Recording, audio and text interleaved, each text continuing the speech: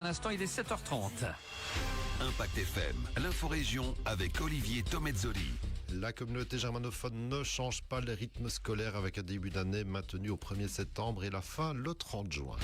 Politique communale, direction OM où les nouveaux venus au collège communal découvrent de l'intérieur la gestion communale. Reportage dans ce journal. Et en football, quelques matchs d'alignement en ce milieu de semaine, dont un beau derby au programme en 4e provinciale Série F. Mercredi 11 décembre, le développement des titres de l'info de l'arrondissement. Présentation Olivier Tomezzoli. Bonjour à tous, on commence avec l'arrestation d'un chauffeur qui a commis régulièrement un paquet d'infractions entre Bütchenbach et Saint-Vith. Il a pu être intercepté par le policier de la zone Eiffel tôt hier, peu après 5 heures du matin. Son comportement dangereux a été signalé à de nombreuses reprises par plusieurs automobilistes ces derniers jours. Dépassements sur des routes étroites, excès de vitesse, mise en danger des autres conducteurs comme le rapporte le Grenz-Echo. Le parquet de Penay a été averti, son permis a été retiré pour 15 jours avant la sanction attendue devant le tribunal de police. Et on parle d'enseignement, pas de la grogne dans le secteur, on suppose qu'on aura l'occasion d'en reparler rapidement, mais plutôt de l'organisation avec, vous le savez, depuis un bon moment maintenant, un changement de les rythmes scolaires chez nous en Fédération Wallonie-Bruxelles, avec des grandes vacances raccourcies, des congés allongés pendant l'année, 2 semaines à la Toussaint, 2 semaines au Carnaval aussi, des rythmes semble-t-il mieux adaptés pour l'apprentissage. Par contre, chez les voisins germanophones, et comme on l'avait déjà souligné en ce début d'année scolaire, on ne change pas les congés. Le calendrier reste le même, avec un début d'année le 1er septembre et une fin le 30 juin. Ce qui a été confirmé hier par le ministère germanophone de l'enseignement. Une seule semaine de congé à la Toussaint et une seule au Carnaval aussi. Et cela pour 2025 et 2026. À charge pour les parents qui ont des enfants dans les deux communautés de s'organiser pour les vacances. Un vrai casse-tête dans certaines familles. Pour les années suivantes, la communauté germanophone précisera les dates de son calendrier scolaire d'ici la fin juin prochain. On parle politique communale avec la routine qui s'installe dans nos communes suite aux élections communales et l'installation des nouveaux conseils communaux et des collèges, même si dans beaucoup de communes, il y a de nouvelles majorités. C'est le cas notamment à OM où le collège est totalement nouveau. 5 membres qui vivent leurs premières heures en tant qu'élus et forcément aussi en tant que bourgmestre et échevin.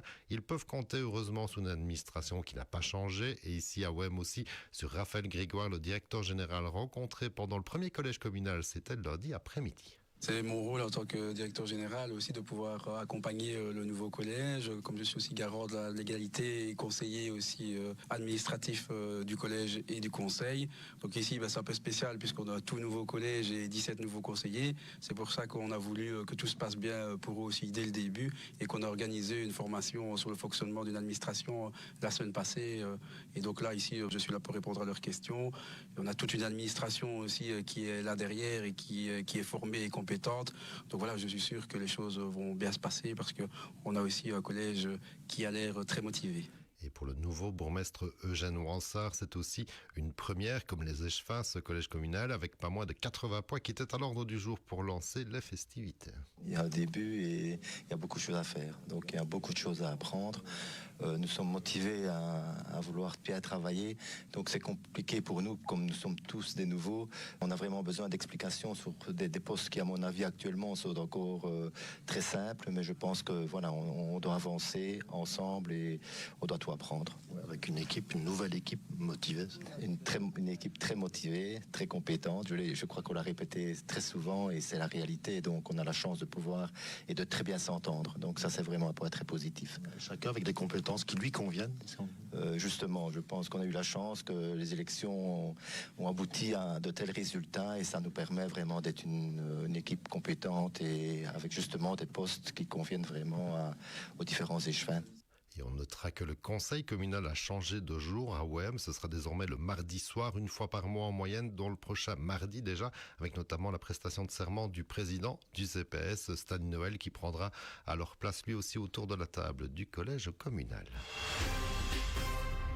Et on termine avec un petit mot de football. On joue ce soir quelques matchs d'alignement en provincial et qui sont donc au programme en ce milieu de semaine, dont un derby en 4e série F. Stavlobé face à OM Fémonville-B. Coup d'envoi à 20h30 au Bresset. À noter donc pour les supporters. On a joué aussi hier soir à Offréon amical face au U19 d'Elsaut, histoire de garder le rythme en semaine avec une lourde défaite à la clé 1-7 pour les Offurlins face aux jeunes talents de l'Étoile Elsautoise.